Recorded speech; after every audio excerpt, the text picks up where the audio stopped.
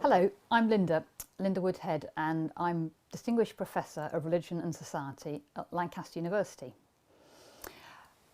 It's great to be able to talk about the subject of secularisation, which might sound rather abstract, but I hope you'll see is a really fascinating topic, and it's one of those debates that goes on and on and on. I'm going to approach it in this way. There are 5 sections in what I'm going to say. So I'm going to start off at the beginning, and I'm going to talk about the classical theories of secularisation.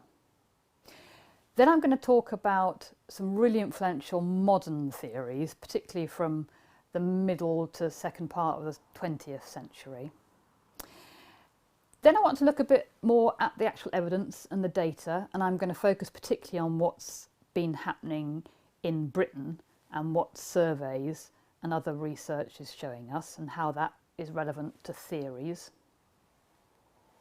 Then in the 4th section, I'm going to start looking at challenges to secularisation theory.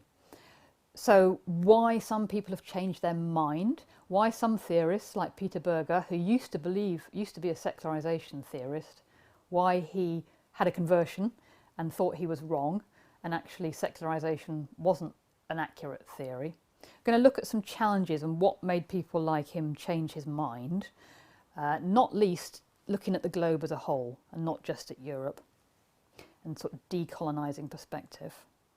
And then in the final section, I'm going to look at what for me is the most interesting argument of all, which is that rather than just thinking about religion declining, going from something to nothing, let's look at a different hypothesis, which is that it's always changing.